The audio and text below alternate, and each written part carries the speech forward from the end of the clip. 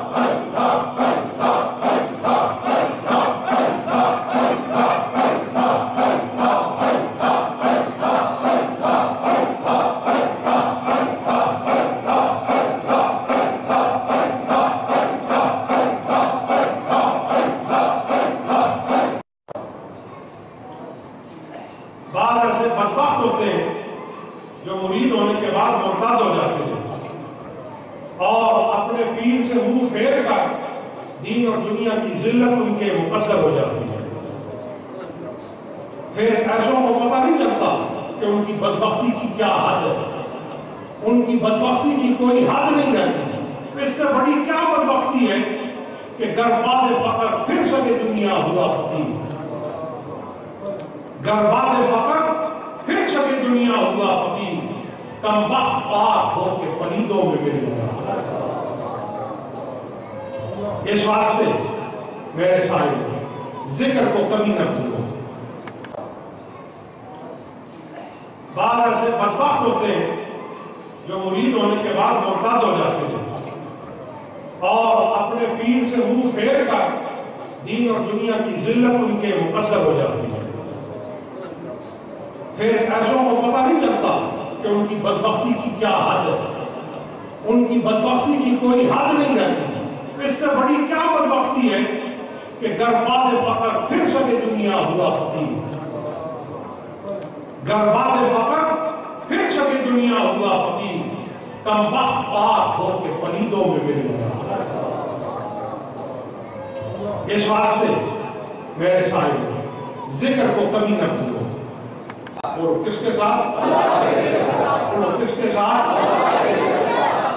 اللہ کا ذکر کس کثرت سے کرو کہ آپ کے سینے سے نور الہی کا چراغ سنجا ہو، اور ایسے وارفتہ ہو کر اللہ کا ذکر کرو کہ آپ کو ذکر کرتا کوئی دوسرا دیکھے تو کہے یہ تو محبت الہی میں دیوانہ ہو جائے، یہ شکر الہی میں دیوانہ ہو گیا، یہ معرفت الہی میں دیوانہ ہو گیا۔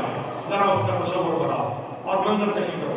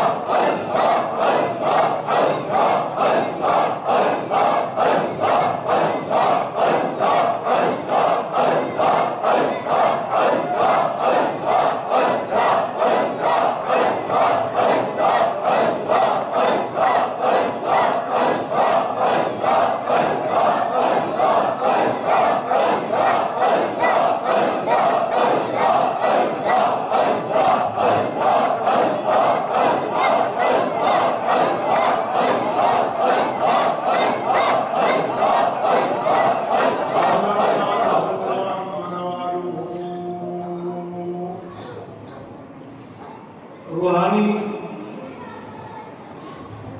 فرزندان کبھی تک اطراف و اطراف سے خانقاہ شریف پہنچ رہے ہیں اور ابھی گجرات سے خلیفہ شفیع قاضی محمودی صاحب کی قیادت میں قافلہ پہنچا ہے۔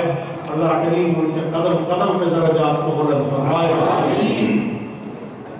اسی طرح فیصل آباد سے خلیفہ فرزند علی قاضی محمودی اور خلیفہ محمد رفیق قاضی محمودی اور خلیفہ گلزار قاضی محمودی اور خلیفہ حاجی محمد انور قاضی محمودی ان کی کاوشوں سے اور محنت سے فیصل آباد سے قافلہ پہنچ چکا ہے۔ اسی طرح سکھر سے خلیفہ سابق قاضی محمودی کی قیادت میں قافلہ پہنچ چکا ہے، اللہ کریم ان کے درجات بلند فرمائے۔ اسی طرح ہری پور سے خلیفہ محمد اسلم قادری محمودی کی قیادت میں قافلہ پہنچ چکا ہے۔ اسی طرح حسن ابدال سے خلیفہ صاحب کی قیادت میں قافلہ آ چکا ہے، اور دیگر احباب بھی پہنچ رہے ہیں۔ اور متحدہ عرب امارات سے خلیفہ صاحبان پہنچ چکے ہیں، اور ان کو ٹیلی فون پر یہ بشارت دے دی گئی تھی کہ انہیں غوث پاک کے قادری سلسلے کا خلیفہ بنایا جاتا ہے۔ اور ابوظبی سے اور شارجہ سے محمد محمود قادری محمودی اور شارجہ سے محمود الرحمن قادری محمودی یہ بھی پہنچ چکے ہیں۔ آپ کو مبارک ہو کہ برطانیہ سے بھی تین بھائیوں کا قافلہ پاکستان پہنچ چکا ہے، اور تھوڑی دیر میں وہ خانقاہ شریف پہنچنے والے ہیں۔ اسی طرح فرانس سے بھی تین بھائیوں کا قافلہ روانہ ہو چکا ہے، اور وہ کل کے عرس مبارک میں پہنچ رہے ہیں۔ اسی طرح کینیڈا سے قافلہ برطانیہ پہنچ چکا ہے، انہوں نے فون کیا ہے، وہ بھی کل انشاءاللہ پہنچ رہے ہیں۔ اسی طرح یونان سے تین بھائیوں کا قافلہ آ گیا ہے، وہ اس مبارک کے آج پہلے دن یہاں موجود ہیں۔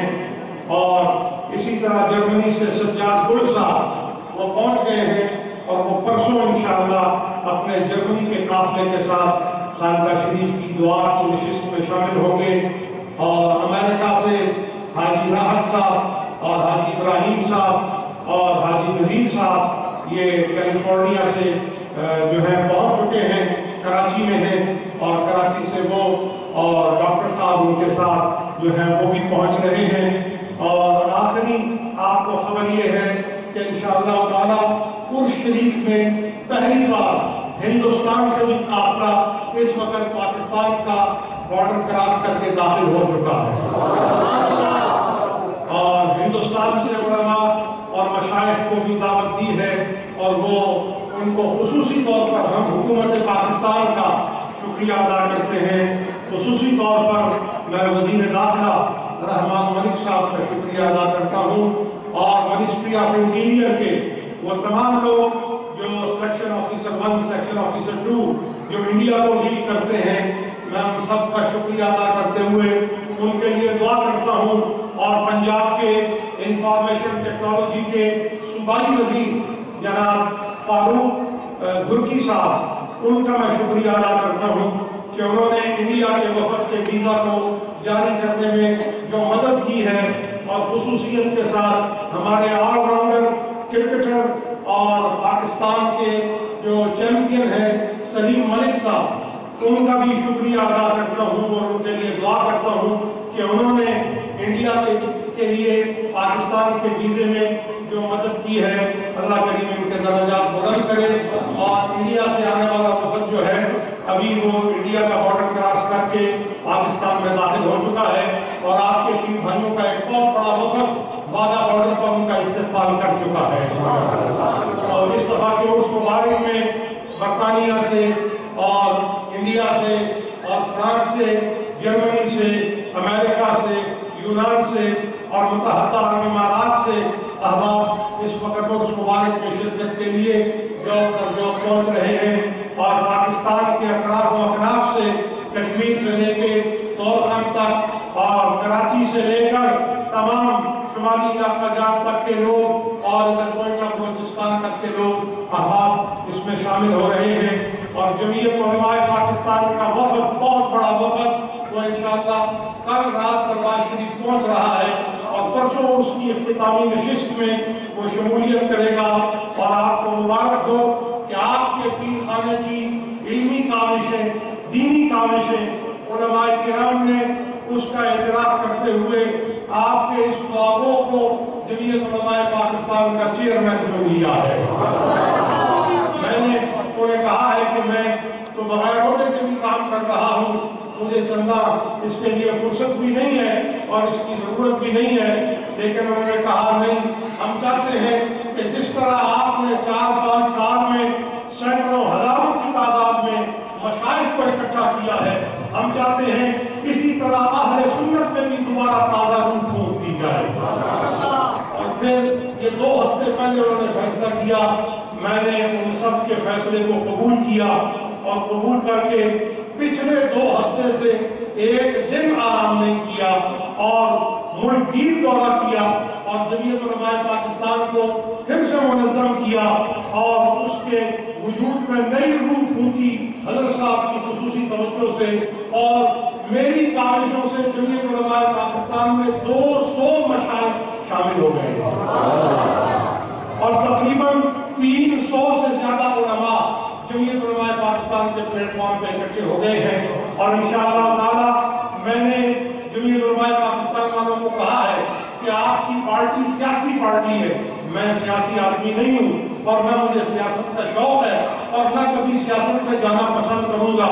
آپ اگر مجھے چاہتے ہیں کہ میں آج سنت کی سرپرستی کروں تو پھر آپ ایک کام کریں، جمعیت علماء پاکستان کا ایک مذہبی گروپ بنا لیں اور اپنا آپ سیاسی گروپ الگ رکھیں. میں مذہبی گروپ کے لیے کام کروں گا، آپ اپنی سیاست کا کام کریں. انہوں نے اس کو قبول کر لیا اور میں نے وہ مشائخ خانقاہوں سے نکال کر جمعیت میں شامل کر دیے ہیں جو خانقاہوں سے نکلنا پسند نہیں فرماتے. یہ ان مشائخ کی محبت ہے، یہ کوئی میرا زور نہیں ہے، یہ ان مشائخ کی محبت ہے کہ وہ فقیر سے محبت کرتے ہیں اور فقیر کی دعوت کو نیچے نہیں کرنے دیتے اور میرے ہلکے سے پیغام کو بھی اپنی بارگاہ میں پذیرائی عطا فرماتے ہیں. بڑوں کی عادت ہے بڑا پن دکھانا، تو لہذا میں ان کا بھی شکریہ ادا کرتا ہوں کہ انہوں نے فقیر کے مشورے پر جمعیت کی رکنیت اختیار کی ہے. اور انشاءاللہ میں آج کی اس نشست میں آپ کو ایک بات باور کرانا چاہتا ہوں. جب جمعیت علماء پاکستان نے اپنی سرپرستی اور اپنی چیئرمین شپ خانقاہ محبوب آباد شریف حویلیوں کو پیش کی ہے تو انشاءاللہ میں آج تمام علماء محدث اعلامین کو دعا کر کے یہ بات کہتا ہوں کہ میں جمعیت کے پلیٹ فارم پر ہر اس سنی کو اکٹھا کر دوں گا، ہر اس پیر کو لے آؤں گا، ہر اس مولوی کو لے آؤں گا جو یا علی کہتا ہے، جو یا غوث اعظم کہتا ہے. کیونکہ اس وقت سب سے بڑی پریشانی یہ ہے کہ سنیت کے لبادے میں خارجیت آ گئی ہے. سنیوں کے لبادے میں حضرت علی سے بغض کرنے والے لوگ آ گئے ہیں اور میں تو حیران ہو کر دیکھتا ہوں حضرت علی سے بغض کرنے والے مولوی تو ہم نے دیکھے ہیں، اب ایسا وقت آ گیا ہے حضرت علی سے بغض کرنے والے سید بھی آ گئے ہیں. وہ دعویٰ کرتے ہیں کہ ہم سیدوں میں سے ہیں لیکن حضرت علی اور مرتضیٰ سے بغض رکھتے ہیں، نفرت کرتے ہیں. انعام کا پلیت جو مادہ ہے وہ ان کے سینوں میں موجود ہے. ایک بات یاد رکھو، ایسے سیدوں کے بارے میں جو حضرت علی اور مرتضیٰ کے بارے میں بغض رکھیں اور حضرت علی اور مرتضیٰ کے دشمنوں کے بارے میں نرم گوشہ رکھیں، یاد رکھو ان کے نسب میں کھوٹ ہے. ان کے نسب میں ان کے نسب میں ہم ان کی بے ادبی نہیں کریں گے.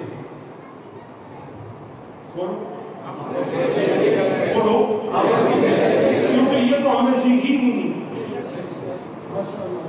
یہ ہم نے اپنے دشمنوں سے بدتمیزی نہیں کی، ہم نے اپنے مخالفوں سے اب تہذیبی نہیں کی. تو تم ہم سے کیا توقع کرتے ہو کہ ہم تمہاری گستاخی کریں گے یا تمہارے بارے میں برے جملے کہیں گے؟ نہیں، برے جملے کبھی نہیں کہیں گے لیکن تمہاری اصلی شکل ضرور دکھائیں گے. کیا میرا فیصلہ اتنا ڈھیلا نہیں ہوتا جتنا ڈھیلا آپ جواب دے رہے ہیں. میں نے جمعیت علماء پاکستان کی چیئرمین شپ قبول کی ہے تو اپنا کوئی عقیدہ پیش کر نہیں کی. میں نے جمعیت علماء پاکستان کی چیئرمین شپ قبول کرنے کا فیصلہ کیا ہے تو اپنے عقیدوں پر جوتے مار کر نہیں، بلکہ مجھے جمعیت علماء پاکستان کی چیئرمین شپ دی گئی ہے تو یہ کہہ کر کہ تمہارا باپ بھی بے مثال ہے، تمہارا کردار بھی بے مثال ہے.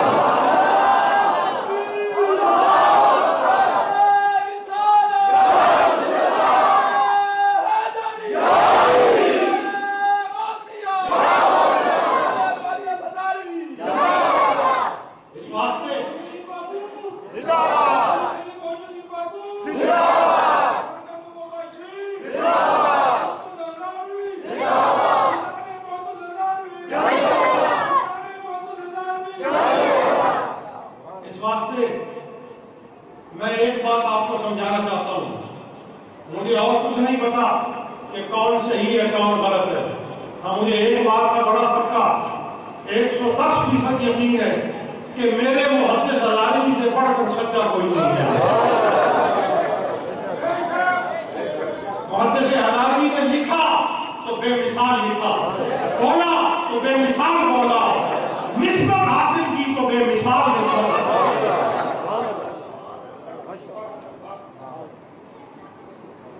اور تمہیں کیا خبر، میں آج پہلی بار آپ کو یہ بات بتاتا ہوں، میری عادت نہیں ہے اس قسم کی باتیں کرنا۔ میں نے اپنے تاجدار کو دیکھا ہے کہ رسول اللہ کے دربار میں خطبے پر مقرر فرمایا گیا۔ تمہیں کیا خبر کہ محدث ہزاروی کا مقام کیا ہے؟ حضرت محدث ہزاروی کو حضرت علاؤالدین صابر تیری تاجدار چشت آپ کے دربار سے، پیران کلیر سے اکرام صاحب میریاں دربار شریف آئے۔ ہمیں اس سے کوئی سروکار نہیں کہ کس شخص کا دربار پر کیا درجہ ہے، ہمیں تو اس سے سروکار ہے کہ نسبت کس کی لے کے آیا۔ وہ کہتے ہیں کہ میں نے ایک دفعہ حضرت صاحب کی بارگاہ میں پیغام بھیجا کہ حضور میں آپ کی ملاقات اور سلام کے لیے آؤں گا۔ کہتے ہیں کوئی 2-3-4 سال گزر گئے، میں نہ آ سکا۔ ایک روز صاحب نے دیکھا کہ 4 ترکی کپڑے کی کڑا سر پہ رکھے ہوئے، 4 کونوں والی ٹوپی سر پر رکھے ہوئے، ایک بزرگ ہاتھ میں گھنٹی ہے اور سر مبارک کا حلق ہے اور داڑھی مبارک سرخ ہے اور مونچھیں بہت ہلکی ہیں۔ آپ حضرت صابر پاک کے دربار میں آئے، میں بھی وہاں بیٹھا ہوں، اور اپنی گھنٹی میری پشت پر زور سے ماری اور مجھے فرمایا بار بار کہتا ہے آؤں گا، آتے کیوں نہیں ہو؟ کہتے ہیں میں نے حضرت صابر پاک کی طرف دیکھا کہ یہ کون بزرگ ہے جو آپ کی موجودگی میں اتنی میری تنبیہ کر رہے ہیں۔ حضرت صابر پاک نے میری طرف مخاطب ہوتے ہوئے فرمایا تو نہیں جانتا یہ کون ہے؟ آپ نے فرمایا یہ میرے صاحبزادے محدث ہزاروی ہیں۔ تو جن کا ولیوں کی بارگاہ میں یہ مقام ہو، جن پر شفقت اور کرم نوازی کا یہ مقام ہو، یاد رکھو ہم قادریوں محمودیوں کا یہ عقیدہ ہے کہ حضرت محدث ہزاروی برحق ہیں اور آپ کا ہی طریقہ برحق ہے،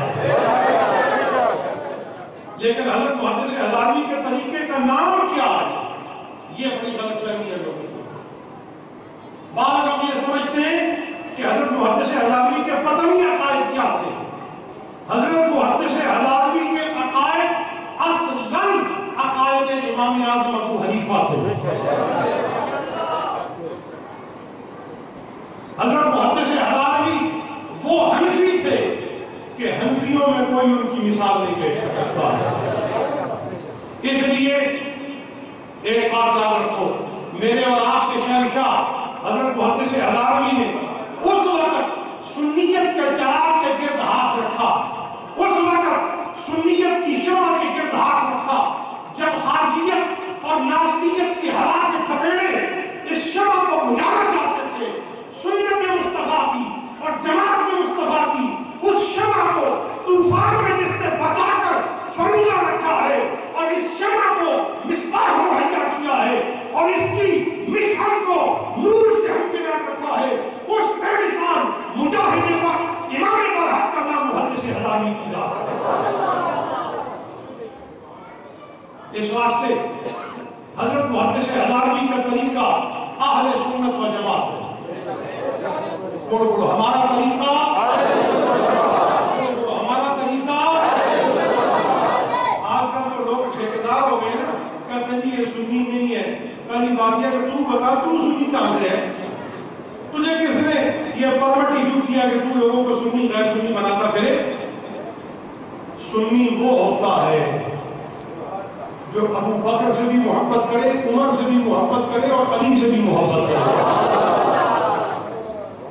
اسے سنی کہتے ہیں۔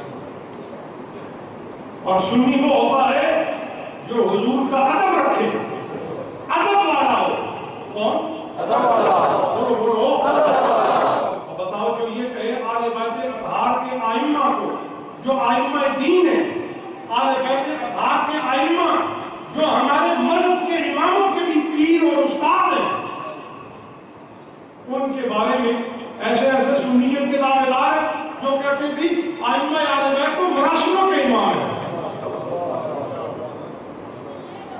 میں ایسے بدنہادوں کا نام لینا پسند نہیں کرتا، ایسے بدباطنوں کا کیا نام لینا جو حضور کی اہل بیت کی بے ادبی اور گستاخی کریں، لیکن حضور کی اہل بیت کا ادب ہم ویسے کرتے ہیں جیسے حضرت امام اعظم ابو حنیفہ نے کیا۔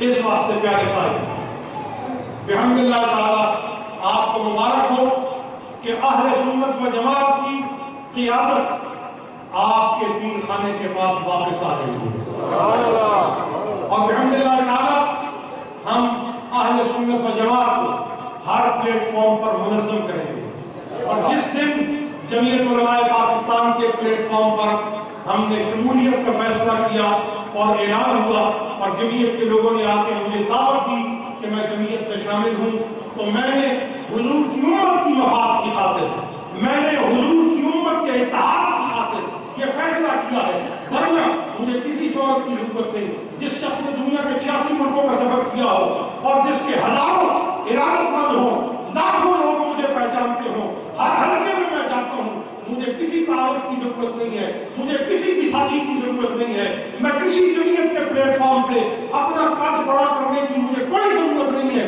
میں نے جمعیت کی اگر سرپرستی کو قبول کیا ہے صرف اس لیے قبول کیا ہے کہ یا رسول اللہ کے نعرے لگوائیں گے، یا علی کے نعرے لگوائیں گے، یا غوث اعظم کے نعرے لگوائیں گے۔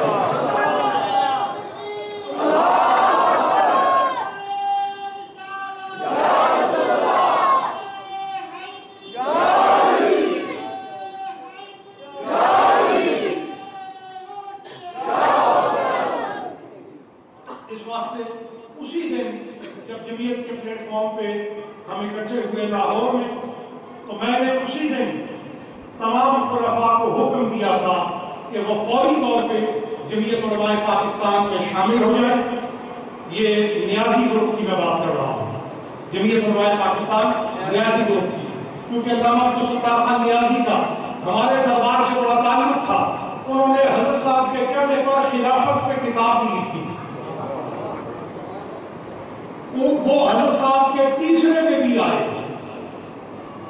اور میاں والی کے تقریباً ہر دورے کے موقع پر مولانا عبدالستار خان نیازی بھبا ترسیال میں بھی، بن حافظی میں بھی، رکھی میں بھی اور باقی علاقوں میں بھی حضرت صاحب کے پروگراموں میں آتے رہے۔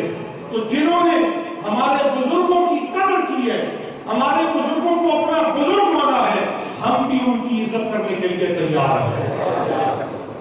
اس واسطے مولانا نیازی کا کردار بڑا بے مثال کردار رہا ہے۔ اس واسطے میں نے تمام خلفاء کو فوراً حکم کیا ہے کہ وہ جمعیت علماء پاکستان نیازی کی فوراً رکنیت اختیار کر لے، تاکہ مل کر اہل سنت کے لیے جو ہے وہ کام کیا جائے، اور اس پر بھی انشاءاللہ آخری نشست میں تفصیلاً اس پر گفتگو کروں گا جب جمعیت کے عہدیدار بھی یہاں پر موجود ہوں گے، اور ان کی موجودگی میں اس حوالے سے بات کی جائے گی۔ اور اس کے فوراً بعد پچھلے جمعہ کو مجھے قاضی حسین احمد صاحب نے فون کیا تھا، میرے بڑے وہ قدردان ہیں اور بہت میرا لحاظ کرتے ہیں، اور مخالفہ شریف بھی آئے۔ انہوں نے مجھے کہا پیر صاحب آپ مشائخ کے قائد ہیں، جماعت اسلامی مشائخ کے ساتھ اتحاد چاہتی ہے۔ میں نے کہا قاضی صاحب ہمارا آپ سے کیسے اتحاد ہو سکتا ہے؟ آپ کے عقیدے والے ہمارے آستانوں پر حملے کرتے ہیں، آپ کے عقیدے والے ہمارے آستانوں کے لنگر کو حرام کہتے ہیں، آپ کے عقیدوں والے ہمارے آستانوں کو بت خانے کہتے ہیں، آپ کے عقیدے والے ہمارے بزرگوں کی قبروں پر چڑھی چادروں کو حرام قرار دیتے ہیں، تو کیسے ہو سکتا ہے ہم آپ کے ساتھ اتحاد کریں؟ قاضی صاحب فوراً مجھے کہنے لگے یہاں دربار شریف میں لے آئے، کہنے لگے پیر صاحب ہم ہرگز مزارات کی مخالفت نہیں کرتے، اور ہم وہاں فاتحہ پڑھنے کو بھی سنت سمجھتے ہیں۔ تو میں نے کہا اٹھیے حضرت صاحب کے مزار پہ چل کے فاتحہ خانی کرتے ہیں۔ قاضی صاحب حضرت صاحب کے مزار شریف پہ جا کے حاضری دی، وہاں فاتحہ پیش کی اور وہاں نیاز کے ساتھ آئے۔ اس کے بعد انہوں نے مجھے پچھلے جمعے کو فون کیا کہ آپ کی جو کاوشیں ہیں جمعیت علماء پاکستان کے پلیٹ فارم سے، پاکستان مشائخ کونسل کے پلیٹ فارم سے، متحدہ مجلس مشائخ پاکستان کے پلیٹ فارم سے، ہم یہ چاہتے ہیں آپ ملی یکجہتی کونسل کی بھی قیادت کریں۔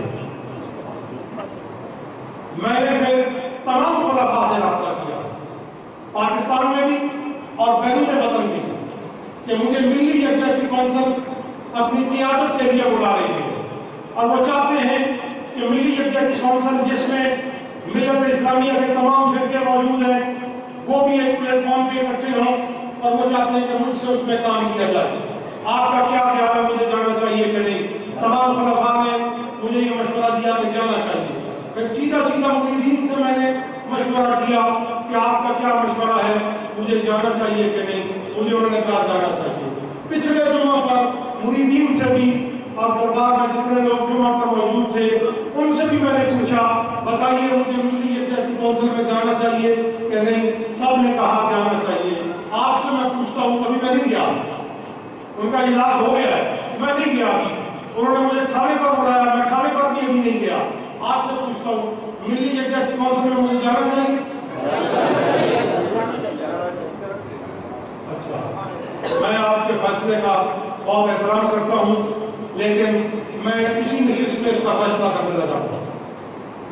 ملی یکجہتی کونسل میں جانے کا اسی نشست میں فیصلہ کر کے میں اعلان کرتا ہوں کہ میں ملی یکجہتی کونسل میں نہیں جاؤں گا۔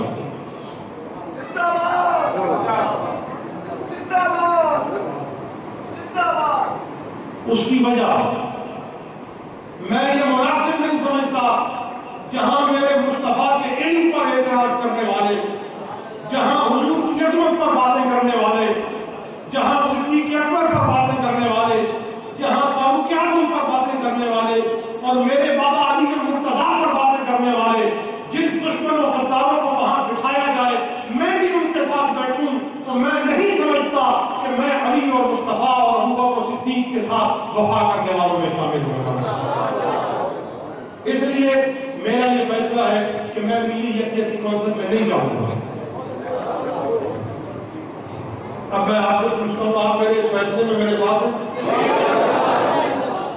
آپ کا ہر فیصلہ حق اور ہمارا آپ کے فیصلے آپ ہی جو فیصلہ فرمائیں وہی آپ۔ اس لیے میرا یہ فیصلہ ہے، میں قاضی صاحب کی استاد کو قبول کرتے ہوئے ان کا بہت شکریہ ادا کرتا ہوں کہ انہوں نے بہت مجھ سے محبت کا اظہار کیا۔ انشاءاللہ ملت کے اتحاد کے لیے ہم اکٹھے رہیں گے، ہم اتحاد ملت سے الگ نہیں ہوں گے، لیکن میرا ضمیر مجھے اجازت نہیں دیتا کہ مصطفیٰ کے دشمنوں، اہل بیت کے دشمنوں اور صحابہ کے دشمنوں کے ساتھ جا کر میں بیٹھوں۔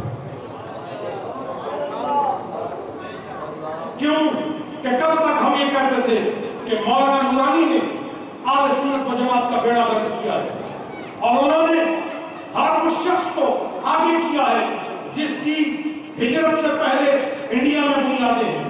انہوں نے صرف مہاجروں کو جماعت اہل سنت کی قیادت دی ہے، مہاجروں کو جماعت اہل سنت نے آگے کیا ہے، اور جن لوگوں کا انڈیا سے تعلق نہیں تھا انہیں پیچھے رکھا۔ پہلا ظلم یہ کیا کہ لسانیت کی بنیاد پر انہوں نے اہل سنت کا بیڑا غرق کیا ہے، اور اردو اسپیکنگ لوگوں کو پرائورٹی دی ہے، اور جو لوگ ان علاقوں کے تھے انہیں پیچھے چھوڑا ہے۔ اور دوسری زیادتی انہوں نے یہ کی ہے کہ انہوں نے وہابیوں کے پیچھے، دیوبندیوں کے پیچھے لیاقت پاک میں نماز پڑھ کے یہ ثابت کر دیا کہ عامر اللہ خان صاحب کا جو خطبہ تھا دیوبندیہ کے بارے میں کہ یہ گستاخ رسول ہے، انہیں امام نہیں بنایا جا سکتا، اس خطبے کو انہوں نے رد کر دیا، لہذا اہل سنت کا وہاں بیڑا غرق ہوا۔ یہ کب تک ہم یہی بات کہتے رہے؟ اگر آج میں بھی وہاں چلا جاؤں تو لوگ مجھے کہیں گے کہ مولانا نورانی کی جس بات پر آپ اعتراض کرتے تھے آپ نے بھی تو وہی کام کیا ہے۔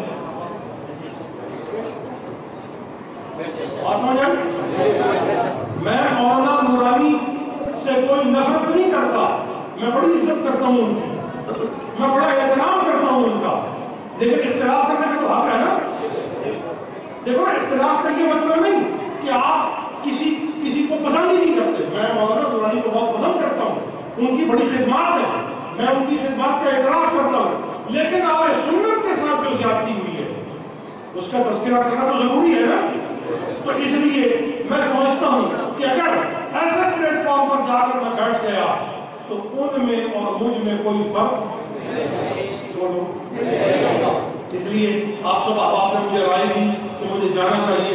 میں آپ کی رائے کی بھی قدر کرتا ہوں، لیکن خود بھی تو کوئی عقل آنکھیں کام رکھتا ہوں کہ نہیں کہ مجھے جہاں لوگ دھکا دیں گے میں کہوں گا مجھے کیا خبر تھی، لوگوں نے کہا میں آ گیا. تو بھائی ٹھیک ہے، میں نے آپ سے پوچھا، مشورہ کیا، مشورہ کرنے کا حکم ہے، لیکن اس کے بعد عقل کو بھی استعمال کرنے کا حکم ہے کہ نہیں. تو اس لیے مشورہ جو کیا آپ نے بہت اچھا مشورہ دیا، دنیا داری کے اعتبار سے بہت مفید مشورہ ہے. اس سے اچھا کوئی موقع نہیں ہے مفاد اٹھانے کا، منفعت پانے کا کہ میں وہاں چلا جاؤں. جتنا فائدہ جانے میں ہوگا اس سے کئی گنا زیادہ نقصان چھوڑنے کا ہے، لیکن اس نقصان میں مصطفیٰ کی غلامی کے ساتھ وفاداری ہے، لہذا مجھے ہزار ایسے نقصان وفاداری میں قبول ہے. اس واسطے پیارے صاحبوں، آج کی اس مبارک کی اس نشست میں میں آپ احباب کو یہ کہنا چاہوں گا کہ ایک ہو جائے، اپنے آپ کو مضبوط کرو اور اپنی تنظیم کو مضبوط کرو، جمعیت حنفیہ قادریہ محمودیہ کو مضبوط کرو. اور میں یہ کہنا چاہوں گا کہ آپ کو چاہیے کہ خبرنامہ خلافت کی زیادہ سے زیادہ رکنیت حاصل کرے. ہر بندہ خبرنامہ خلافت اپنے نام جاری کروائے. 30 روپے اس کا ہدیہ ہے، سال کا 350 روپے اس کا ہدیہ ہے، 300 روپے ہدیہ ہے. سال میں اس کا 360 روپے ہدیہ بنتا ہے. 60 روپے بھی اس کے کم کر دیے گئے ہیں اور 300 روپے اس کا ہدیہ رکھا گیا ہے. اور آپ 300 روپے میں ہر مہینے خبرنامہ خلافت حاصل کریں. خود نہیں پڑھ سکتے، دوستوں کو پڑھائیں، ساتھیوں کو پڑھائیں، اپنے علاقے کے پیروں تک پہنچائیں، علماء تک پہنچائیں، تاکہ حق کا پیغام لوگوں تک جائے. حق کا پیغام لوگوں تک پڑھو، حق کا پیغام لوگوں تک. آخر اس نشست کا پیغام، ہم اللہ کو ایک مانتے ہیں اور اس کا کوئی شریک نہیں، نہ اس کی ذات میں نہ اس کی صفات میں. وہ لا شریک ہے اور ہم اس طرح اس کو الہ مانتے ہیں جس طرح ہمیں حضور نے سکھایا سمجھایا. تو اس پر ہمارا ایمان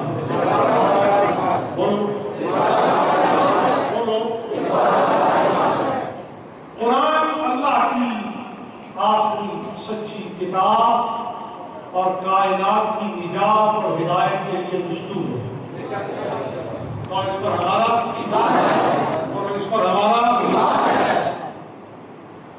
1,24,000 کم و بیش انبیاء، 313 کم و بیش رسول، 6 اولو العزم، خاتم النبیین، آقا و مولا، مخدومنا، سیدنا و شفیعنا جناب محمد رسول اللہ، معلم و مقصود کائنات صلی اللہ علیہ وآلہ وسلم کو ہم اللہ کا آخری سچا نبی اور رسول مانتے ہیں. اور آپ کے بعد کوئی نبی کوئی رسول نہیں آئے، نہ کوئی ذلی، نہ کوئی بروزی، نہ کوئی امتی، نہ کوئی تشریعی، نہ کوئی ذیلی، نہ کوئی ضمنی. کسی طرح کے بھی نبوت اور رسالت کے حوالے سے یہ بات بند ہو چکا ہے. اب قیامت تک کوئی اور نبی بن کر اور ہمارا یہ عقیدہ ہے کہ مرزا غلام احمد قادیانی مرتد، جھوٹا اور قیامت سے پہلے 30 آنے والے دجالوں میں سے ایک دجال ہے.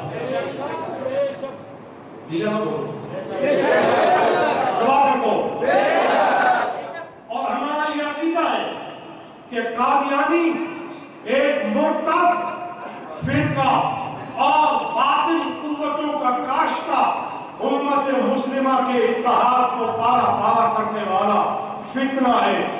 اور یہ فتنہ ان کی طرف سے لگایا گیا ہے جن کی طرف سے اس جماعت کو اپنے ملک میں تحفظ دیا گیا. اور آپ جانتے ہیں کہ وہ کون ہے؟ برطانیہ. حکومت برطانیہ نے اس فتنے کو اپنے ملک پہ بنا اور حکومت برطانیہ نے اتنی بڑی جگہ، میں بڑی ذمہ داری سے کہہ رہا ہوں، لندن میں اتنی بڑی جگہ کسی دنیا کے مذہب کے پیروکاروں کے عبادت خانے کے لیے نہیں دی جتنی بڑی جگہ انہوں نے قادیانی شیطان خانے کے لیے دی. قادیانیوں کے عبادت خانے کو مت مسجد کو، وہ شیطان خانہ ہے. کیا ہے؟ بولو بولو. قادیانی اللہ کو تو مانتے ہی نہیں. اگر وہ اللہ کو مانتے ہوتے تو حضور کی ختم نبوت کے اعلان کے بعد وہ کسی کو نبی مانتے؟ بولو. اچھا ایک اور ان کی بڑی زبردست بات ہے، لاہوری فرقہ ہے ان میں. لاہوری کہتے ہیں ہم بھی مرزا صاحب کو تو نبی مانتے نہیں، ہم تو ان کو مجتہد اور مجدد اور ان کو ہم مادی مانتے ہیں.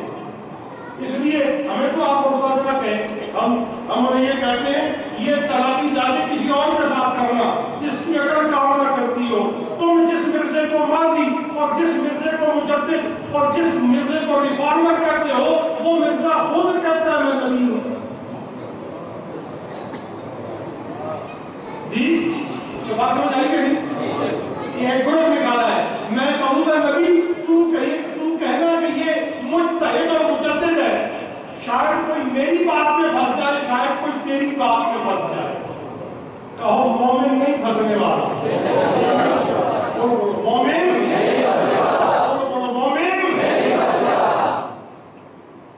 جس طرح مرزا پھنسا ہے نا اس طرح کوئی اور نہیں پھنسے گا.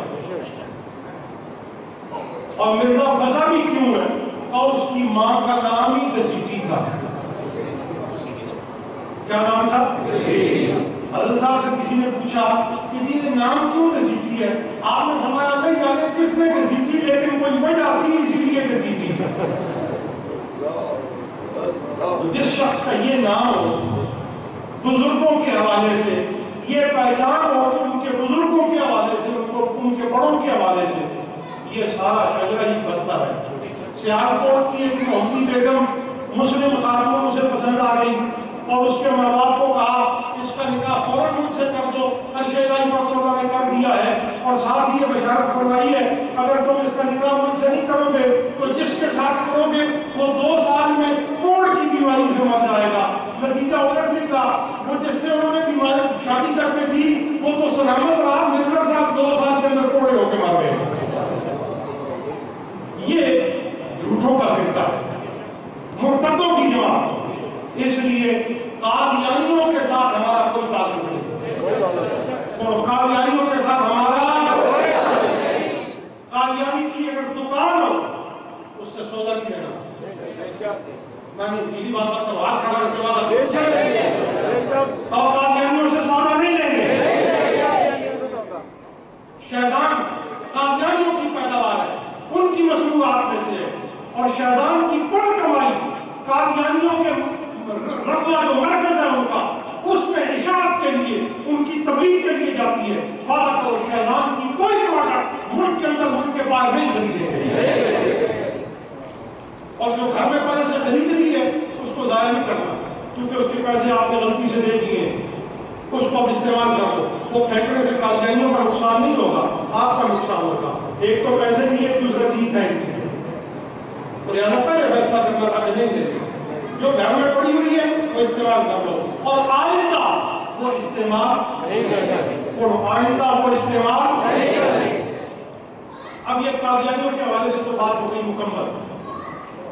سمجھ آ گئی بات سمجھ آ گئی. اسی طرح قادری محمودی سارے اس بات کو یاد رکھو کوکا کولا بھی نہیں پینی، پیپسی کولا بھی نہیں پینی اس واسطے کہ اس میں خنزیر کے مادے کے اندر کی جھلی سکا کر گرائنڈ کر کے ڈالی جاتی ہے اور دنیا کا کوئی یہودی پیپسی اور کوک نہیں پیتا. یہ میں آپ کو خود ذاتی مشاہدے کی اور ذاتی مسئلہ کی بات بتا رہا ہوں. برطانیہ میں ایک گھر میں مقیم تھا، برابر میں ایک یہودی کی فارمیسی تھی. میں اس کے پاس گیا، اس سے میں نے، کیونکہ حضرت صاحب پیپسی کوک نہیں پیتے تھے، آپ سے میں نے پوچھا کہ حضور اس کی کیا وجہ ہے؟ آپ نے فرمایا بس نہیں پینی. یہ اللہ کے ولیوں کی روشن زمین ہے. فرمایا نہیں پینی. اور آپ لوگوں کو پتہ ہے کہ حضرت صاحب جو قرآن مجید ہے وہ جانتے ہیں کہ حضرت صاحب پیپسی اور کوک نہیں پیتے تھے. تو میں نے اس یہودی سے پوچھا کہ آپ پیپسی یا کوک پیتے ہیں؟ اس نے مجھے کہا کہ آپ لگتے تو مذہبی مسلمان ہیں مگر عجیب قسم کا سوال کر رہے ہیں. میں نے کہا کیوں؟ کہنے لگا آپ کو پتہ نہیں کہ پیپسی میں خنزیر کے مادے کی جو اندر کی جھلی ہوتی ہے وہ ڈالی جاتی ہے جو ڈائجیشن کا کام کرتی ہے. یہ ڈائجیشن یہ ہے جو اسٹمک کے اندر ڈائجیشن کا کام کرتی ہے اور اس کے جو فنکشنز ہیں وہ ڈائجسٹو قسم کے ہیں، ہاضم کا کام کرتی ہے. تو وہ ڈالی جاتی ہے. ہم یہودی خنزیر کو حرام سمجھتے ہیں اور جس چیز میں خنزیر کے اجزاء ہو ہم وہ بھی نہیں استعمال کرتے. تو اس واسطے یہ بھی آتا ہے کرو کہ ہم کوک اور پیپسی نہیں پئیں گے.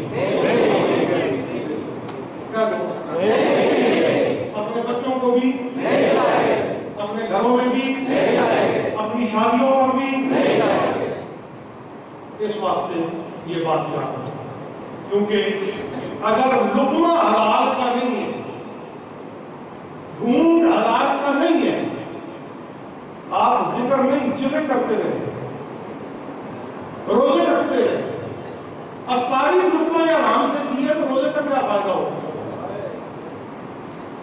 پیٹ میں ہی حرام ڈھونڈ چلے گئے، نتیجہ کیا نکلے گا؟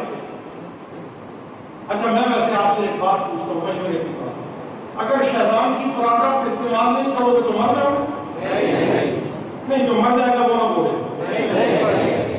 اچھا پیپسی کوک اگر نہیں پیو گے تو مر جاؤ گے؟ کام چھوٹا میں شروع ہو جائے گا. اس واسطے اس کو چھوڑ دو. کیوں؟ کیونکہ یہ ہمارے ایمان کی تباہی کی دلیل ہے. تو ہم اپنا ایمان تباہ نہیں ہونے دیں. ہم اپنا ایمان عقیدے کی باتیں آپ کو سمجھا واجبات تک پہنچا. آگے یہ سمجھو، ہم حضور کی اہل بیت کو، حضور کی عطرت کو، حضور کی اولاد کو حضور کے جسم کا حصہ مانتے ہیں. اور حضور کی اہل بیت کو حضور کے جسم کا حصہ، حضور کی ذریت کو حضور کے جسم کا حصہ ہونے کی وجہ سے وہی مقام دیتے ہیں، وہی عزت انہیں دیتے ہیں جو جسم والے کی ہے.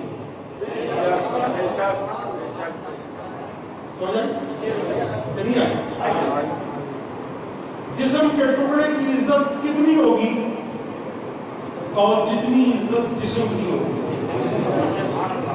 بولو بولو بولو کو صحیح، ایسے بولو کہ بات سمجھ آ جائے. جتنی عزت، جتنی عزت. آسان مثال دیتا ہوں، قرآن کا کوئی ورقہ مل جائے، قرآن کا اس ورقے کی کتنی عزت کرو گے؟ کوئی آپ سے پوچھے جناب یہ تو ورقہ ہے، اتنی عزت کیوں کرتے ہیں؟ یہ تو ورقہ ہے. آپ کہیں گے ورقہ تو ہے پر دیکھ ورقہ کس کا ہے.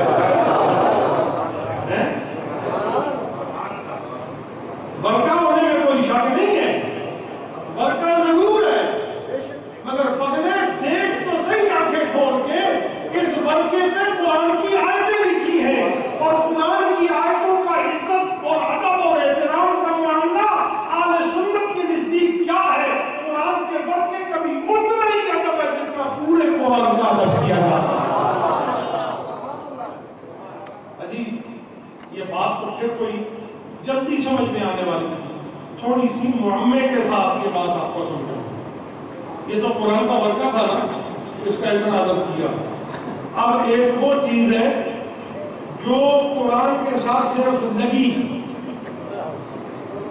اپنی اصل میں قرآن کا جز نہیں تھی، کسی وجہ سے نسبت ہو گئی اور اب قرآن کے ساتھ جانی جانے لگی، پہچانی جانے لگی. اس کی عزت کیا ہے؟ قرآن کا خلاف. قرآن کا خلاف. قرآن کا خلاف. میں پوچھتا ہوں قرآن کے خلاف پہ کیا قرآن کی آیتیں لکھی ہوتی ہیں؟ کیوں سنتے ہو؟ کلام الہی نہیں ہے. قرآن کا خلاف قطعاً کلام الہی نہیں ہے. پھر قرآن کے خلاف کو کیوں سنتے ہو؟ پتہ یہ چلا کلام الہی نہیں ہے، وہ کتاب الہی بھی نہیں ہے، وہ حروف بھی ان میں سے اپنے اندر نہیں رکھتا، الفاظ بھی اپنے اندر نہیں رکھتا، معنی بھی اپنے اندر نہیں رکھتا، اس کے اندر کوئی علم بھی نہیں ہے. اب کچھ سید ایسے ہیں، میں بدبخت تو کہہ نہیں سکتا، سید بھی ہو اور بدبخت بھی ہو یہ نہیں کہہ سکتا، کہہ نہیں سکتا، لیکن بدبختوں میں گھس گئے ہیں. بدبختوں میں بولو نا، بدبختوں میں. اب بدبختوں میں گھس کر وہ بے ادبوں والی باتیں کرتے ہیں، گستاخوں والی باتیں کرتے ہیں، نافرمانوں والی باتیں کرتے ہیں. تو اللہ انہیں سمجھ دیا. بولو نہیں، منہ بند نہ کرو.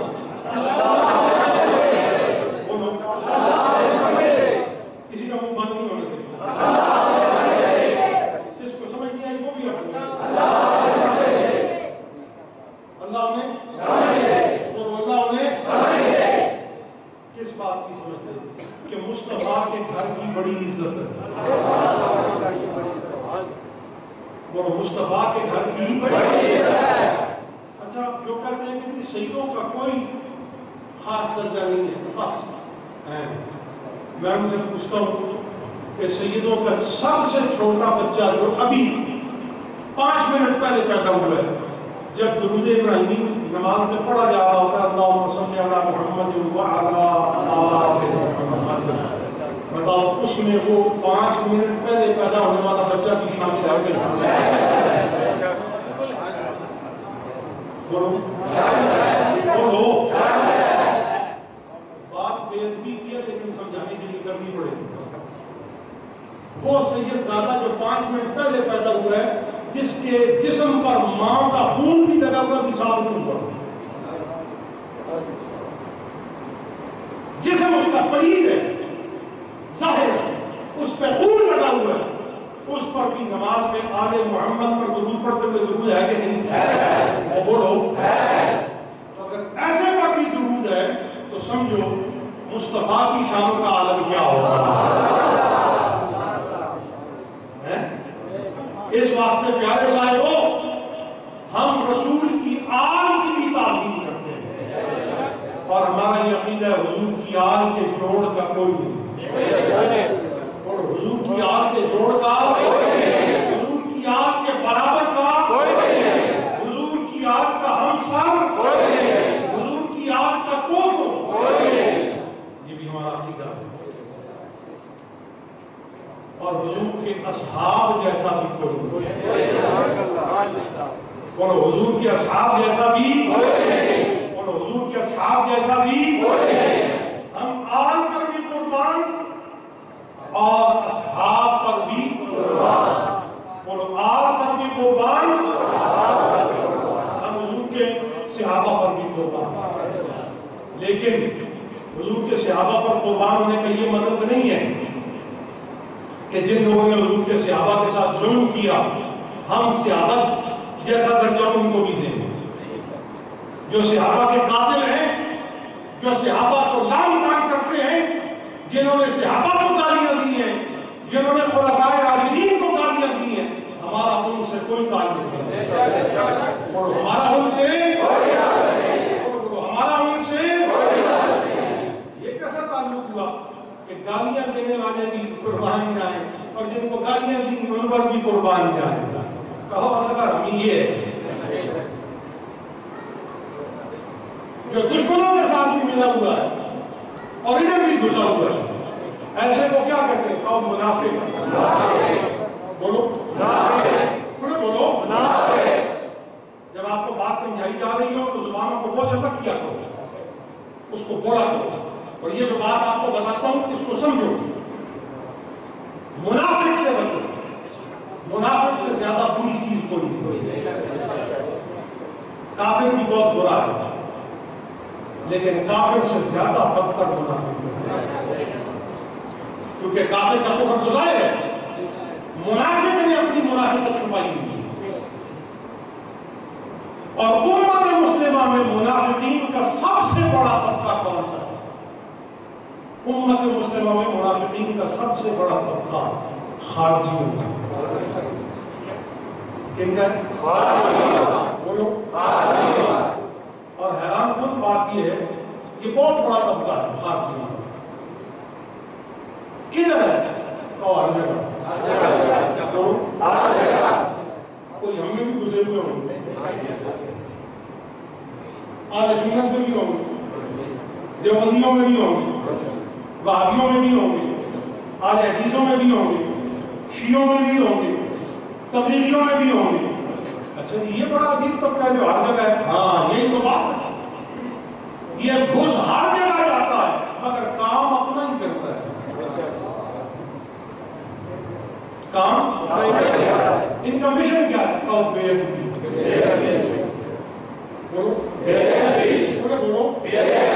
بولو خود بھی بے ادبی کرتے ہیں اور بے ادبیوں کی حمایت کرتے ہیں، پیسے بھی دیتے ہیں، ان کو گھر بھی بلاتے ہیں، ان کو روٹیاں بھی کھلاتے ہیں، ان کو کپڑے بھی دیتے ہیں، اور در پردہ ان کی حمایت بھی کرتے ہیں، اور کہتے ہیں آپ سمانا ہونا بھی آپ کے ساتھ۔ وَإِذَا لَقُوا الَّذِينَ آمَنُوا قَالُوا آمَنَّا وَإِذَا خَلَوْا إِلَىٰ شَيَاطِینِهِمْ قَالُوا إِنَّا مَعَكُمْ۔ حضور کی جماعت میں آیا کہا قربان جائیں ہم تو حضور کے ساتھ، اور جب اپنے شیطانوں کے ساتھ جا کر ملا تو کہا کہ ہم تو سیاست کر رہے تھے، اندر سے تو ہم آپ کے ساتھ ہیں۔ ان کا اندر اور ہے، ان کا باہر اور ہے۔ ان کا اندر اور ہے، ان کا باہر اور ہے۔ یہ ملٹی پرپز یوٹیلیٹی میں آنے والا ہے، دو طرفہ بیرل ہے، ایک ٹریگر سے دونوں طرف گولی چلتی ہے، ان سے بچو۔ بولو بولو، یہ منافقین خارجی، ان سے بچو۔ خارجیوں سے بچنا چاہیے، ہر فرقے میں لوگ سے ہوئے۔ ہمارا خارجی عقائد سے کوئی تعلق نہیں، بولو ہمارا خارجی عقائد سے اور نہ خارجی طبقات سے ہمارا کوئی تعلق نہیں۔ اسی طرح رافضی، کون؟ بولے بولو، بولے بولو۔ رافضی وہ ہیں جو حضرت ابوبکر، حضرت عمر اور حضرت عثمان سے نفرت کرتے ہیں۔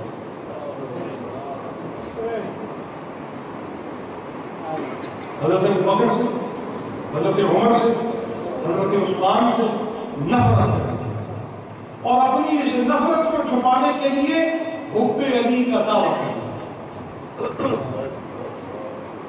کس چیز کا؟ بولو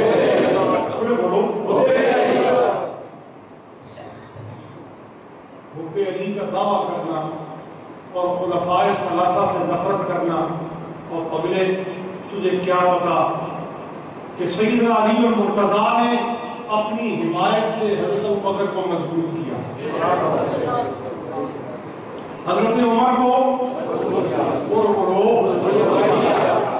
حضرت عثمان کو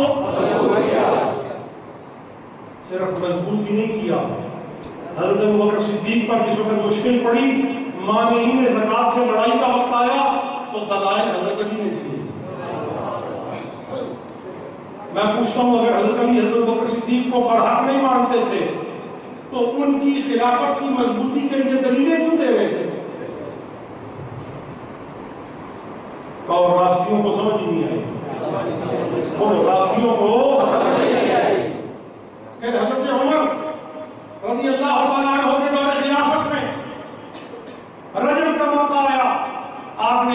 کے رجم کا حکم دیا، سیدنا علی مرتضیٰ فوراً آئے اور آ کر کہا ہے عمر اللہ پر رحم کرے، یہ عورت امید سے ہے، جب تک اس کے ہاں ولادت نہیں ہو جاتی رجم نہ کیجیے گا، ورنہ دوسری جان کا قتل آپ کی گردن پر آ جائے گا۔ کیا وجہ ہے کہ آپ ان کے اس قدر طرفدار ہیں اور ان کو جرم سے بچانے پر آمادہ ہیں؟ اس بات کی دلیل ہے کہ حضرت عمر کی حمایت کرنا حضرت علی مرتضیٰ نے ثابت کیا ہے کہ خلافت عمر فاروق اعظم برحق ہے۔ تیسری بات، حضرت عثمان پر جب بلوہ ہوتا ہے، شہزادگان حسنین کریمین طیبین طاہرین کو حضرت عثمان کی حفاظت کے لیے مولا علی نے بھیجا کہ نہیں؟ بولو بھیجا۔ تو جو رسول کی پوری تصویر ہو، آدھی شبیہ حسن ہے اور آدھی شبیہ حسین ہے، انہیں حضرت عثمان کی حفاظت کے لیے بھیجا اور دروازے پر کھڑا کیا۔ اگر حضرت عثمان کی خلافت کو مولا علی برحق نہ جانتے تو حضرت عثمان کی حفاظت کے لیے شہزادوں کو بھیجتے۔ اور اس بات کی دلیل ہے کہ حضرت ابوبکر صدیق بھی برحق ہیں، حضرت عمر بھی برحق ہیں، حضرت عثمان بھی برحق ہیں، اور مولا علی بھی برحق ہیں، امام حسن بھی برحق ہیں، اور عمر بن عبدالعزیز بھی برحق ہیں۔ اور یہی ہمارا عقیدہ ہے، یہی ہمارا اور جس کا یہ عقیدہ ہو اس کو سنی کہتے ہیں، اور جس کا یہ عقیدہ ہو اس کو سنی کہتے ہیں، اور جس کا یہ عقیدہ ہو اس کو سنی کہتے ہیں۔ اب کسی سے آپ نے یہ نہیں کروانا کہ بتاؤ میں سنی ہوں کہ نہیں، اب آپ نے فیصلہ کرنا ہے بتاؤ تم سنی ہو کہ نہیں، کیونکہ سنیت کا دستور ہمارے پاس ہے۔ ہم جانتے ہیں کہ اہل سنت کیسے بنتے ہیں۔ اہل سنت بنتے ہیں مصطفیٰ کے دربار سے، مصطفیٰ کے گھر سے، مصطفیٰ کے صحابہ سے، مصطفیٰ کی امت کے اکابر اولیاء کی نسبت سے بنا ہے۔ اس واسطے پیارے شاہدوں، یہ آج کی نشست کا بنیادی سبق تھا جو آپ کو دینا تھا۔ سمجھ لیا؟ یاد ہو گیا آپ کو؟ اب اس میں کسی قسم کے تصاہل اور غلطی میں نہ پڑے۔ اللہ کریم مجھے اور آپ کو اس سبق میں پختہ تر ہونے کی توفیق عطا فرمائے۔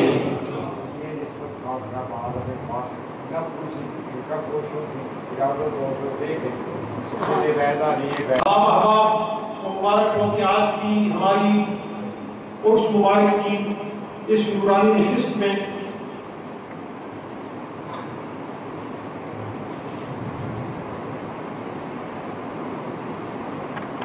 ابھی خوش کن خبر آئی ہے کہ انڈیا سے علماء و مشائخ کا وفد پاکستان داخل ہو چکا ہے اور لاہور سے دربار شریف کے لیے روانہ ہو چکا ہے،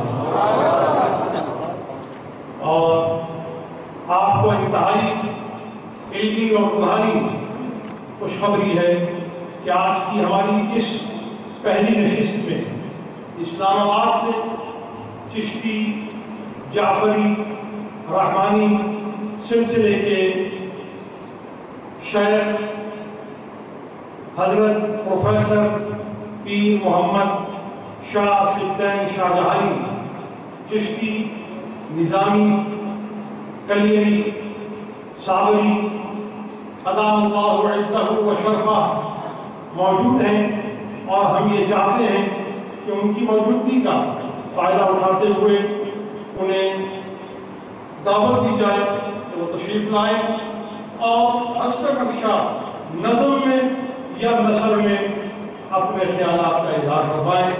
جناب میر صاحب شاہ محمد سبطین شاہ جہانی صاحب تشریف لاتے ہیں۔